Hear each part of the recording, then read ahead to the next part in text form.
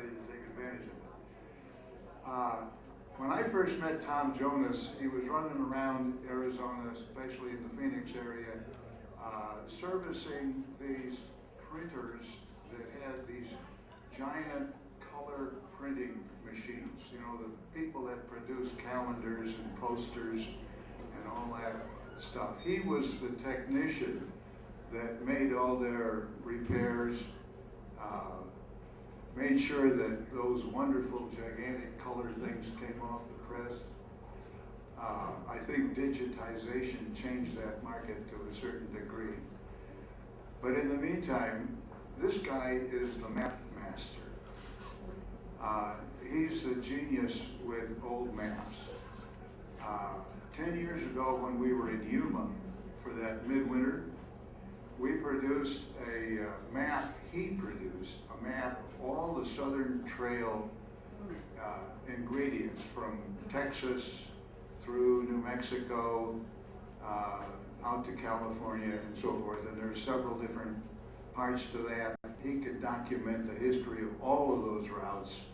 They all focused through Yuma where they got across the Colorado River. He produced, we did like a 4x6 big copy of that map with all those trails focused through Yuma, and we donated it to the Arizona Historical Society Museum in Yuma. And I guess they were very grateful. We turned it into a civic event, a presentation, the mayor was there and had some publicity and so forth. And we'll find out next winter if it's still on display. But all of that was due to the genius of this man, Tom Jonas, who is an outstanding trail researcher and a storyteller, as you're about to find out. Tom? Thank you very much. I want to give kind of an overview of the Kearney route of the Southern Trail.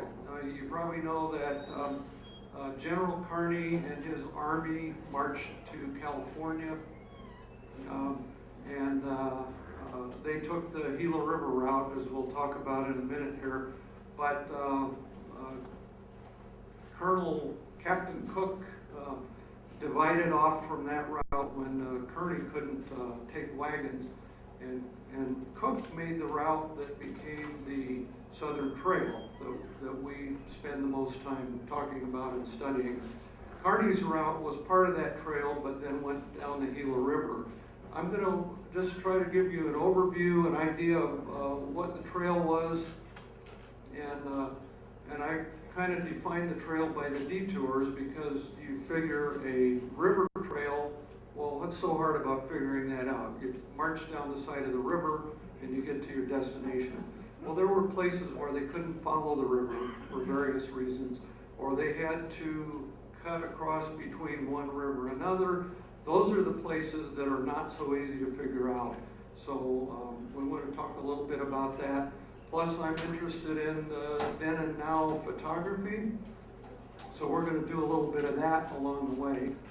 Starting with, I don't have a now picture of this, but this is a picture of Josiah Gregg, I believe, his expedition coming into Santa Fe. And I have a rough idea where that was made. I don't think you can see this view today because of houses and trees and all that kind of thing, but I think you come over a rise in the middle of modern Santa Fe, and you can see the downtown area in the distance as you approached. And so that's what this picture is, just as a starting point.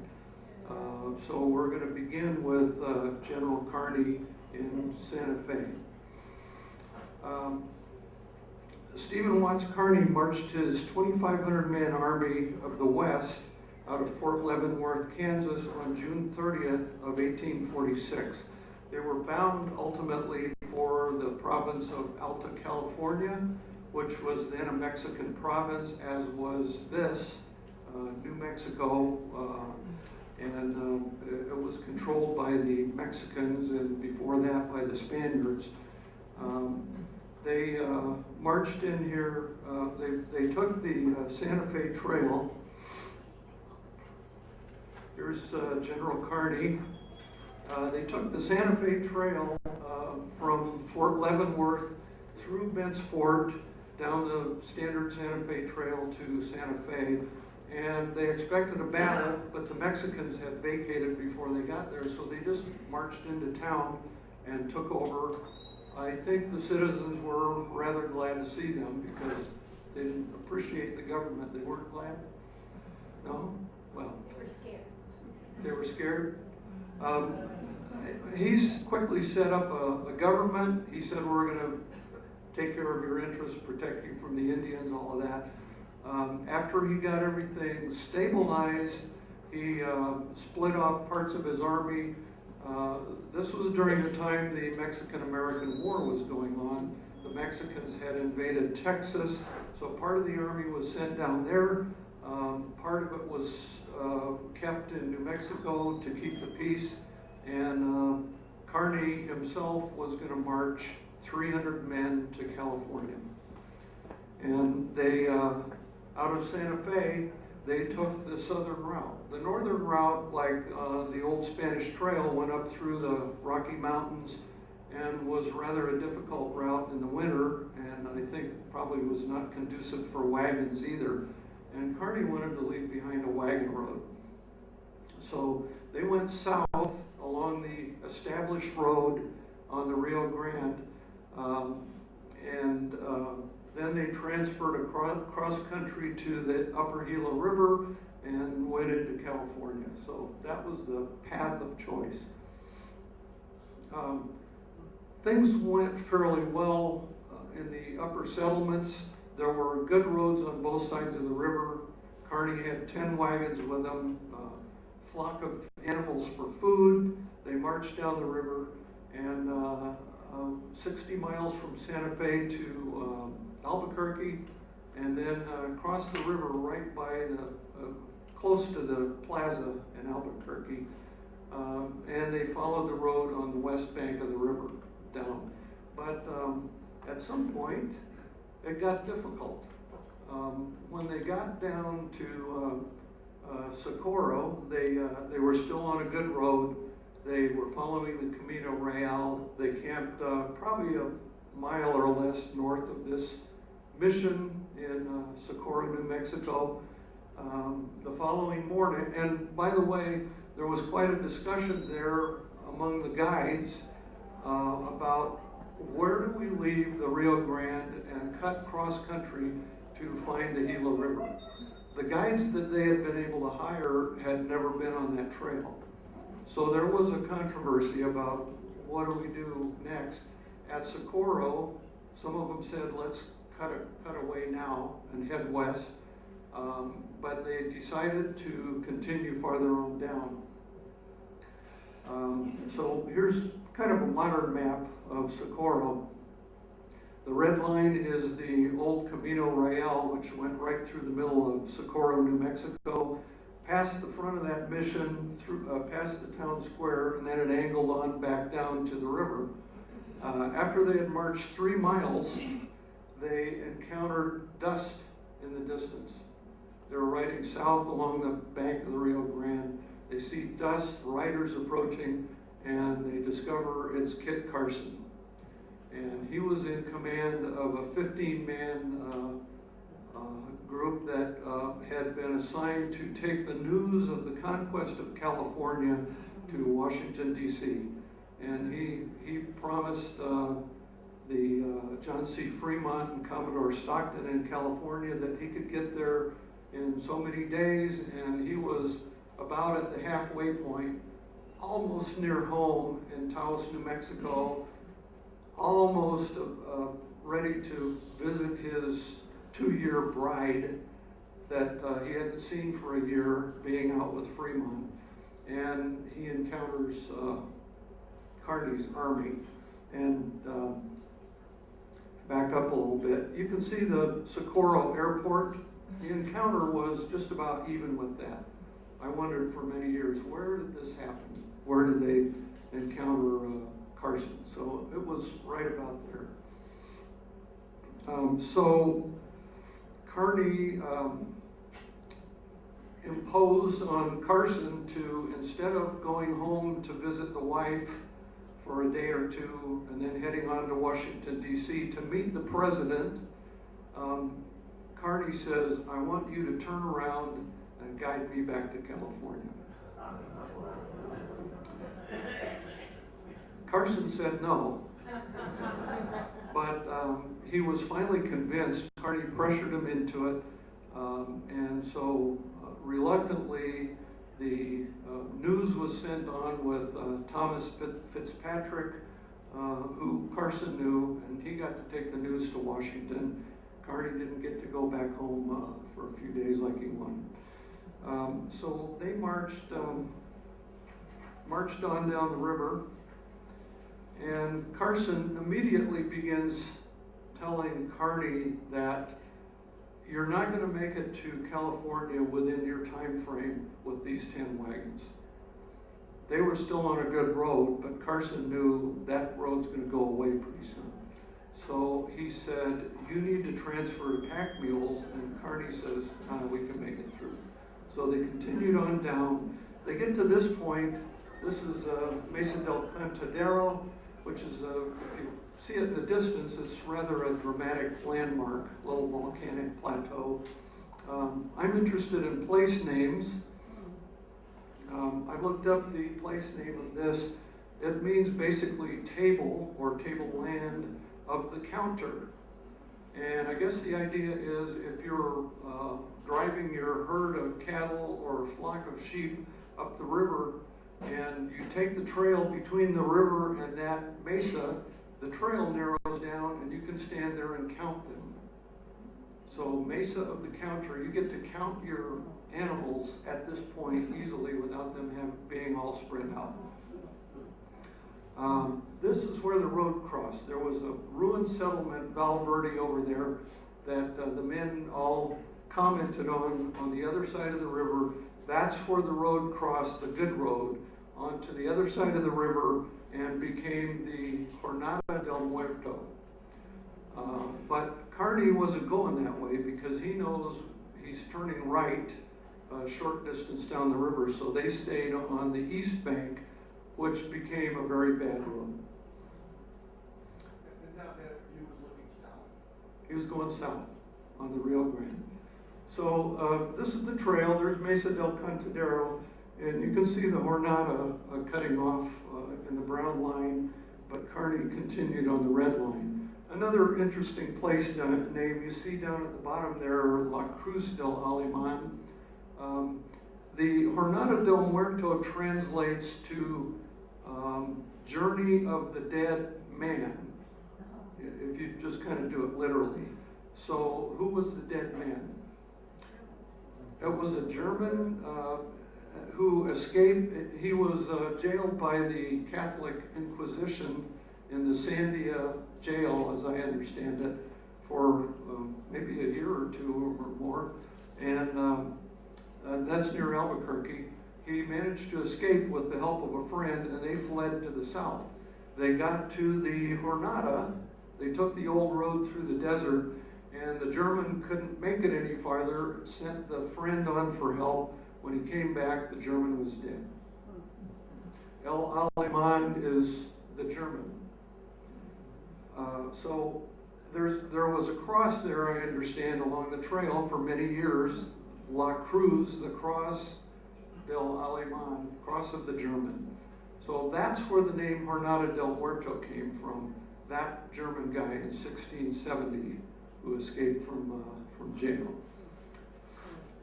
So the road continues south. They get to the Narrows, which is the highways don't go near there, so probably not many people get to see that. But the river valley kind of narrows up to a shallow but steep canyon right there, and there's lava on the banks, the caps of the side bluffs. And it was just too difficult to get wagons over, so they sent scouts out to get around the Narrows. We'll see in a minute, they continued on down the river later on to hot springs, which we know now is truth or consequences. Before they got to the Narrows, they found this place.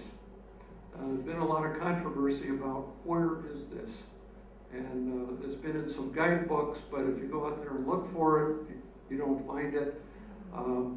This was sketched by the expeditionary artist John McStanley, who was along with Kearney's group as the artist, and he sketched this and then later painted it in oil.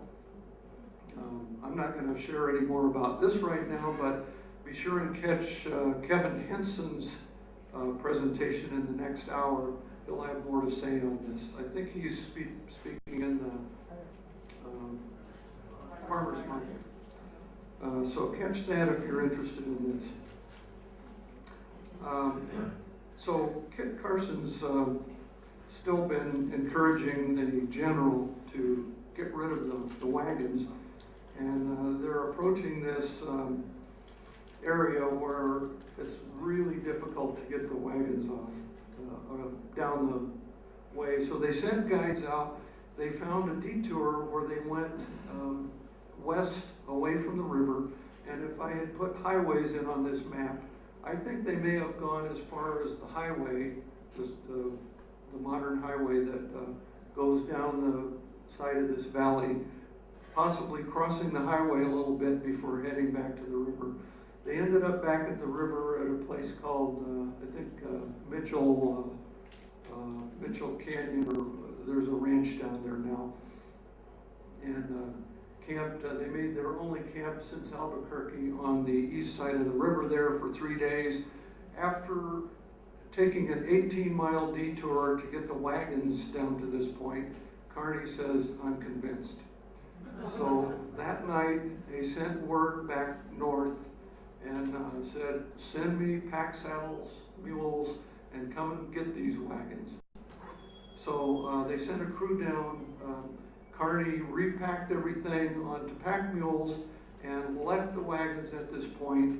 And there's another a puzzle about where were the wagons left. This is a picture of last day with the wagons. Shows one wagon. It shows a little howitzer carriage down in the bottom corner there. They kept the 2 howitzers with them. They had a crude odometer that they put on a wagon wheel, transferred that to the howitzer carriage. So they had pretty accurate mileage records. But the wagon stayed there, and the men headed off with mules, and everybody was, Emory said, greatly relieved at not having the wagons along, except for Lieutenant Emory, who had his delicate instruments along, and now they were going to have to be jostled around on a pack mule, and he didn't know what was going to happen. This is a sketch from a Mormon Battalion diary of Levi Hancock. I redrew it to kind of clarify it. Back up a little bit. He shows actually at the bottom here, Kearney left his wagons here. That's pretty good evidence of where the wagons were left. But his picture shows pretty clearly North Monticello Point as the point where the Mormon Battalion camped. Kearney also camped there. So we can see Kearney's camp on the other side of the river, the wagon detour coming off from the country side to the west, and then Kearney moved camp across to the west side of the river for better grass. That's where they refit the outfits and left the wagons there to be picked up later and headed on south down the river. This is a picture near where that wagon abandonment point was taken. Probably not at, but not very far away. The river has changed somewhat. This is actually within the Elephant Butte reservoir. So the reservoir at times floods this whole area. This is not really part of a lake. It's a lagoon that's all by itself here. But that's the general area where they left the wagons and headed on. So from there, they went one more day on the Rio Grande down to the hot springs at Truth or Consequences, camped near the hot spring, and then the following day they headed out cross country to the southwest and crossed here. They camped at Percha Creek, which is a deep canyon with little water flowing in it now and then, just downstream from modern Hillsboro. There's Percha Creek near where they would have camped. And then they continued on to the southwest beyond that. Interestingly, if you take Highway 152 west from Hillsboro, it goes up over the Mimbres Mountains, and when you get to the summit, there's a big sign that says Emory's Pass. And when I got there, I said, wow, this is where the Army went over. No, Army did not take Emory's Pass. You don't get your wagons up those mountains and then down the other side. Kearney went farther south, looped down below the southern foothills of those mountains, and then came down a shallower valley on the other side. As they were marching down to the Mimbres River on the west side of those mountains, this landmark was their landmark they sighted for. They were headed right down a creek bed. This thing was in the distance. You get down to the river and that's right over you. And Emory noted that in his diary, called it the Dome. So it's a kind of a dramatic view when you go down. This was taken from the modern highway, so it's easy to see this stuff.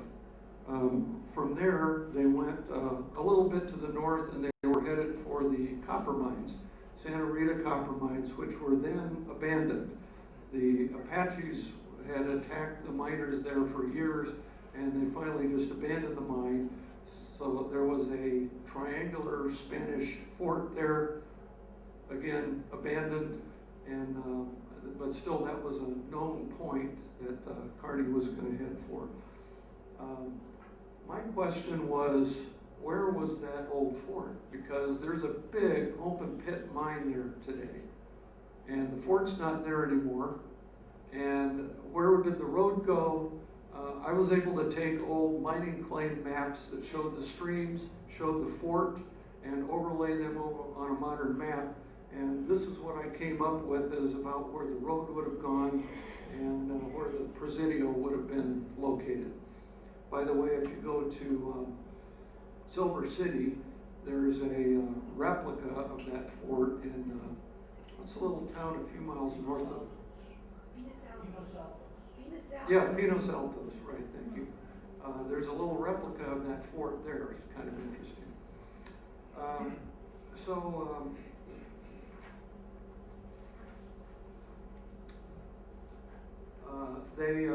They camped about 2 miles beyond the mines, which were then just holes in the ground. There were pits, little shafts that were dug, and there was some mine tailings and things around, but later on, in modern times, they started digging it in earnest, and this open pit mine is there today. And also several different big tailings mountains around the area that sort of modify the terrain.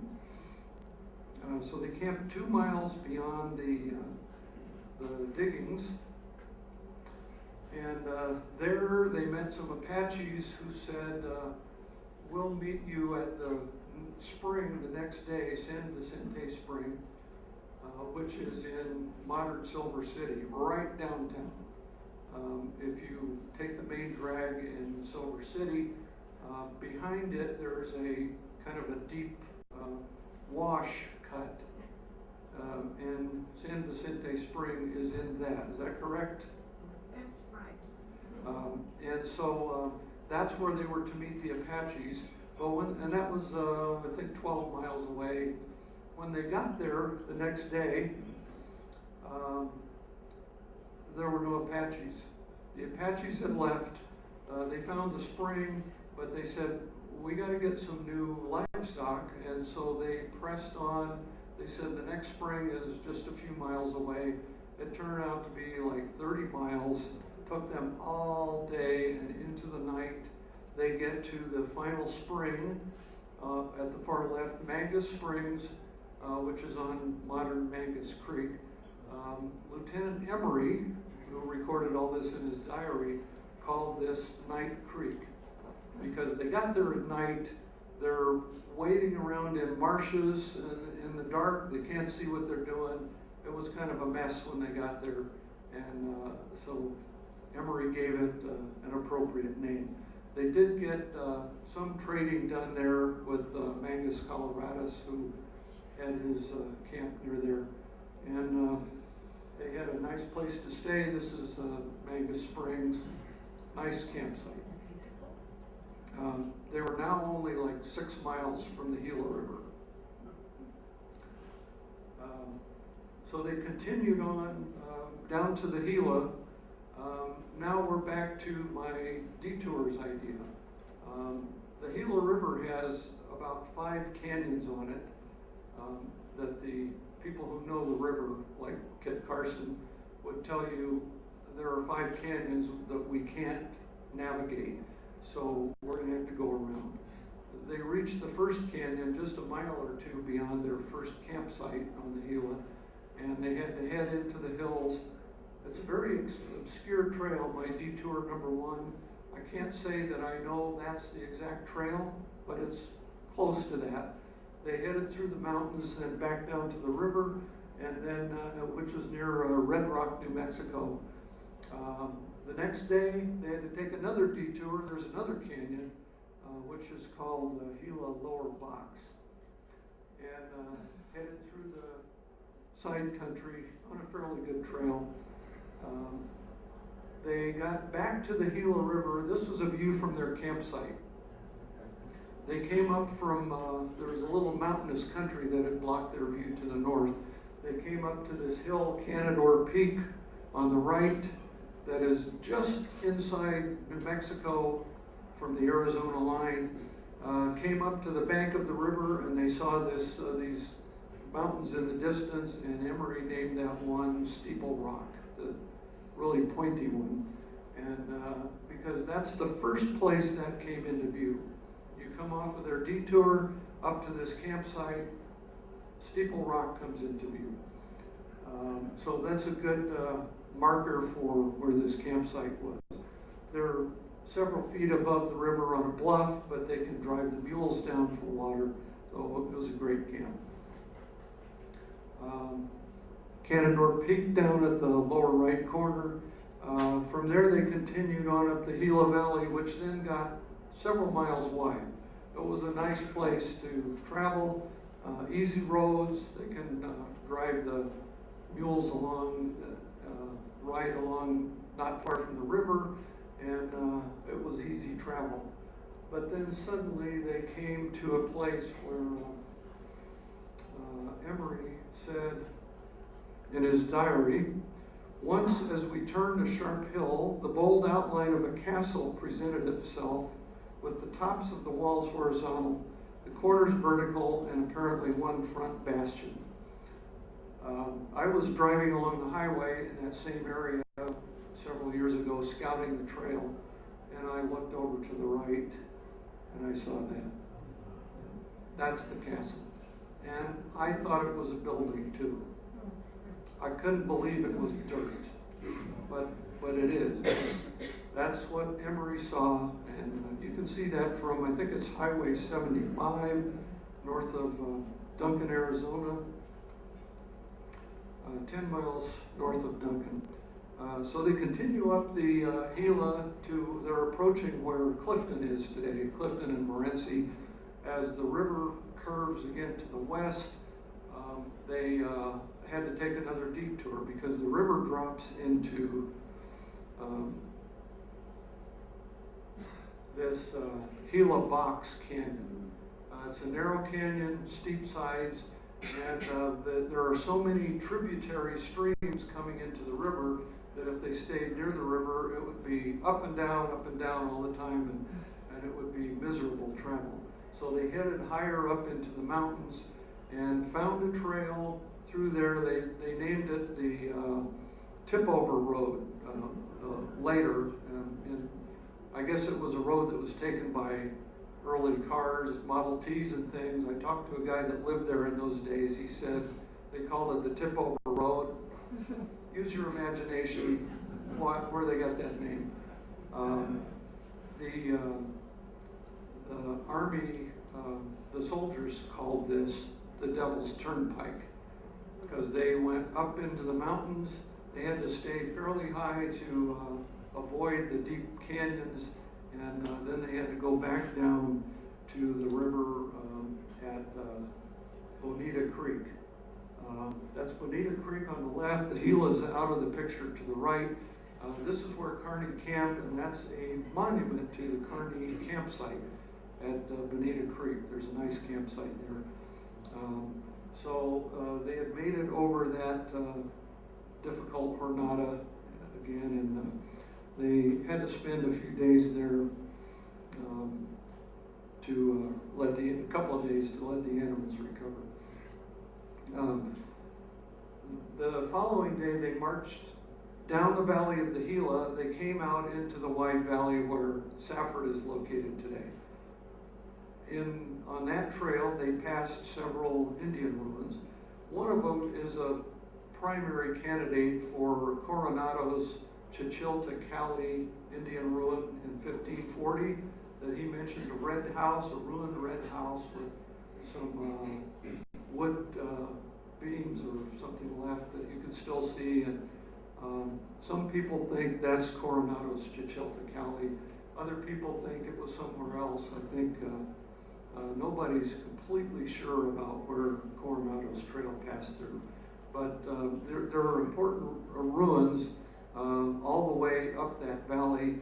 Most of the ones north of Safford are gone now because farmers have taken that land and plowed it, and all the evidence is gone now, so it's hard to see that stuff.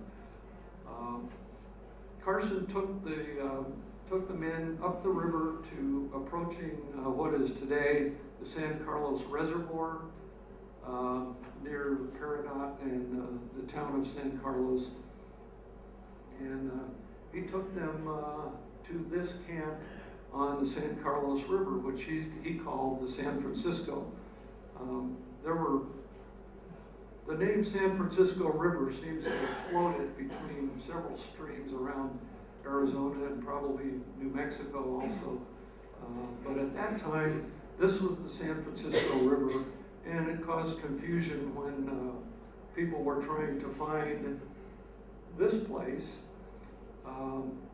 where the boundary survey and the boundary surveyors could not get through this canyon and had to go around. And that was said to be just below the San Francisco River. Well, if you believe the San Francisco River is the modern one near Clifton, you don't know where this is. But this was the San Francisco River that's now the San Carlos. So this is downstream from the Coolidge Dam, and this is called the Needles Eye Wilderness Area today. That's David Miller and Harry Hewitt down in the canyon. Those cliffs are like 30 feet apart. Wow. When the river's flowing through there, you don't walk or ride through that canyon, you go around. And we happened to go down there when the river was shut off because there's a dam upstream. And so they shut it down for maintenance once a year. You can walk down the river. So that's how we got there without water. We found a ruined and deflated rubber raft on one of these big rocks when we were there.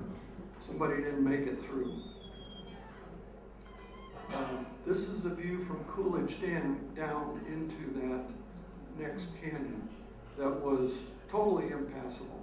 It was the worst canyon along the route. Kit Carson, being the guide, knew that you don't get down this canyon. He had been there with Ewing Young in about 1830. Carson and any trapper that had trapped that area knew you can't go down that river. Carson, remember they encountered Carson coming back east earlier in the trip. He had come up this very trail just a few weeks earlier at breakneck speed with, he started out with 50 mules and a 15-man escort of seasoned mountain men, and they just traveled fast and light. And they had abandoned many mules already when they got to encountered Kearney. And one of the places they had a problem was this place. So Kearney's going east, or Carson is going east, has to figure out how am I going to get around this impassable canyon. And so he headed north into the mountains and ended up pretty far north and came out where the village of San Carlos is today. And then back down the San Carlos River where I showed that campsite picture. And he told the soldiers, I went 60 miles there and didn't find any water. And he told the general, we can't go that way because these mules can't make it. You can't go in the impassable canyon. So the plan was, Carson says, I think I can get the men through just on my mountain man powers. So they're going to find an Indian trail that goes through the mountains closer to the river. And an Indian trail, if you think about it, it's likely to have water, grass, game along the way. So you got a pretty good chance of finding provisions along the way as you go. So that was the plan. Right across from that dam view, if you look the other direction, you see Soda Canyon. This is the canyon just not too far from the river or the lake today. So they headed up this canyon, and if you see that dirt road going up the hill in the center, probably somewhere about there, Carson took them up into the hills. And he followed a road up into the hills, and I plotted the possible routes. I knew they got to a valley on the far side of the mountains over there at the far left. But they had to get up the mountain some way, and there were 3 or 4 possible routes up the mountains. And I had to try to figure that out. So what I came up with is in Emory's diary. I'll read this thing to you. After he got to the halfway camp here, up at the top of the mountains they camped. Emory wrote in his diary this: lower down, we found a large mass of many thousand tons of the finer conglomerate, the shape of a truncated pyramid standing on its smallest base. If you picture that in your mind, it's an upside down pyramid. So I thought, if I could find an upside down pyramid, I got a waypoint along the trail. That's the upside down pyramid. And that's me standing next to it. That's a pretty big rock. So that thing was not very far from the dirt road that goes today up to the top of that valley, a modern forest road. It's actually on Indian reservation. And so that was the marker. You see where I marked Standing Rock there? That marks the trail up to the top. So I can cross out all the other lines. That's my trail.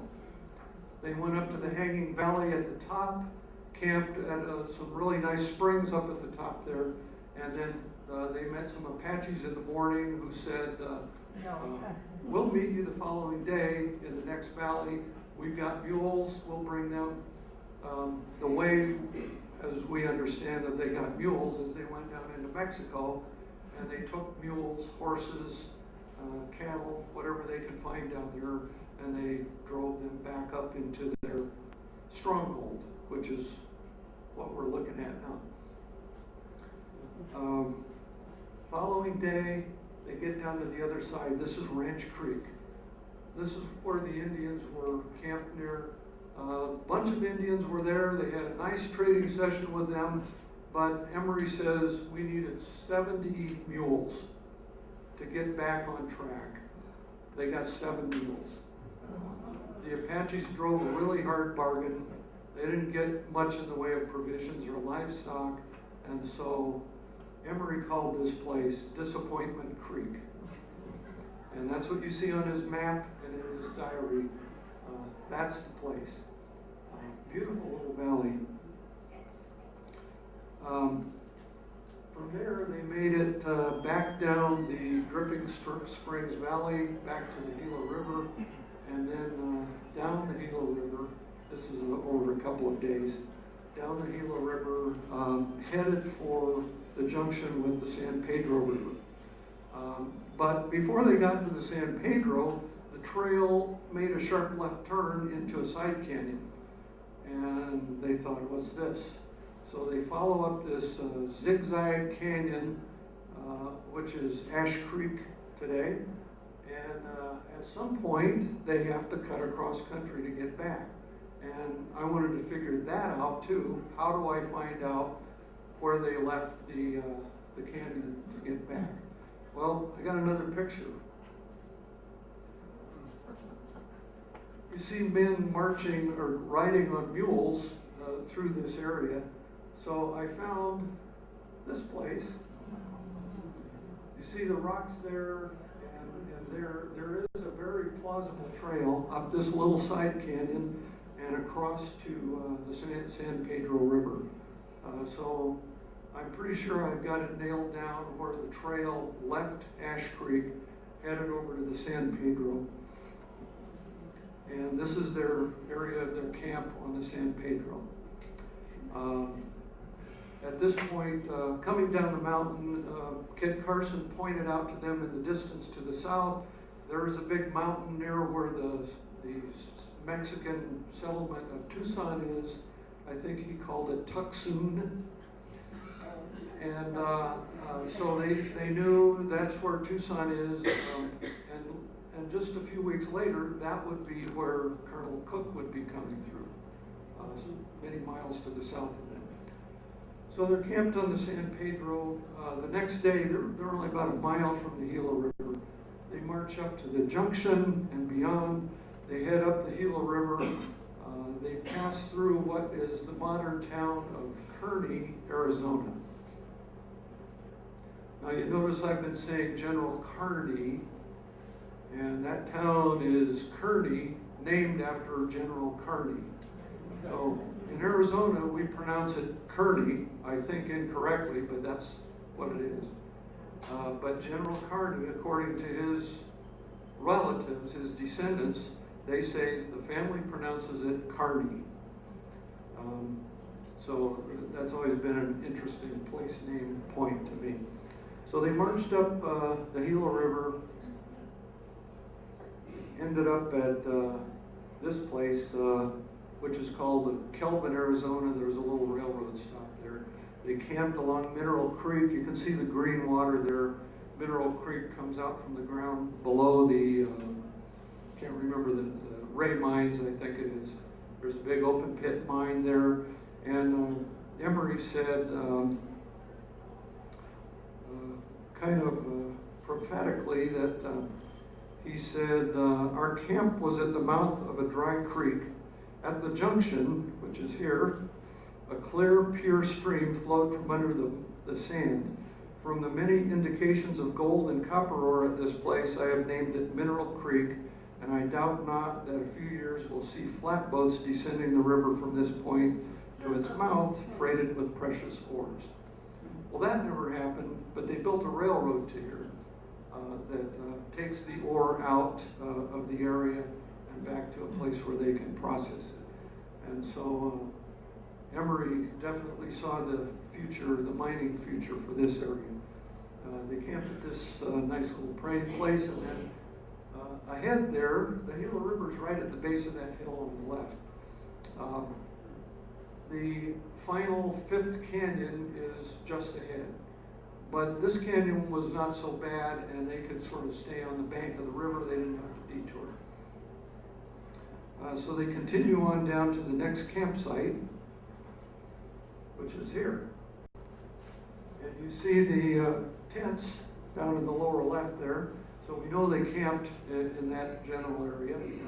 And they called this the spires, the chain of natural spires on the Gila. This is about where that was made. If you're familiar with that area, you may know about the Cooke ovens. There are several beehive ovens built in this area that would process, I guess, mesquite wood into coke for smelters. And that's just out of the picture to the right. That gives you an idea of where this place was. So they camped in this valley on the north side of the river. And this is an oil painting of that same place.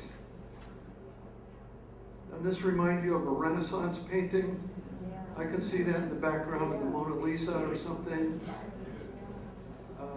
But that's based on this area, believe it or not. And John McStanley did this painting later on. This is in the Phoenix Art Museum now. So the next day they headed on down the river, and almost immediately they had to follow a little curvy canyon and encountered this thing. And that was another puzzle to me for many years. Where is this rock and how big is it? There's no sense of scale in that picture. Is that 5 feet tall? Is it 200 feet tall? Well, it's 200. I looked for that. Emory describes it very interestingly. He says, turning the sharp angle of the promontory, we discovered a high perpendicular cliff of calcareous spar and baked argillaceous rock. These guys all knew geology. They were always describing all that stuff, against which the river also butted, so as to represent distinctly the frame of a volcano. Yes? You have 2 minutes. 2 minutes? Okay. Well, I better press on.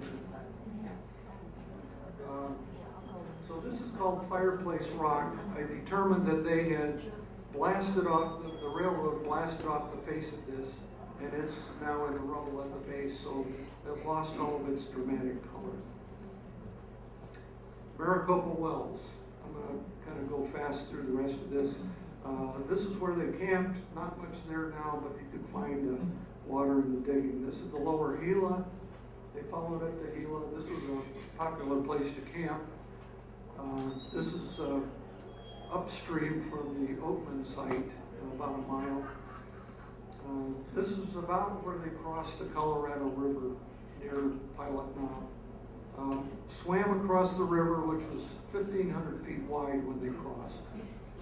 Then they were into the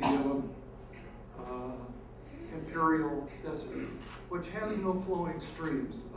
You had to find water by digging in stream beds from river overflow events, and they would be able to get water there. So this is a picture of Cooke's Well, which is very famous. It became Cooke's Well a month or so later when Cooke passed there.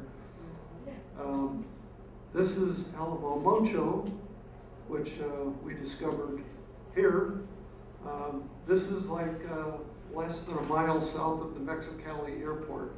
I have other pictures of this where I can see airliner tails taxiing along in the background from this.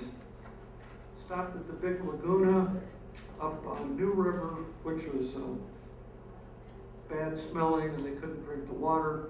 Then up into California, took the trail up north to the San Pasqual battle site, continued on, got into their first battle at that point and didn't do well, had to escape from, here's the battle site, Kit Carson and Edward Beale Monument at that place.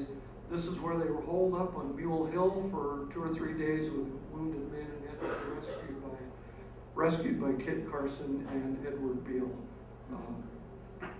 sending forces out of San Diego. So that was near their destination.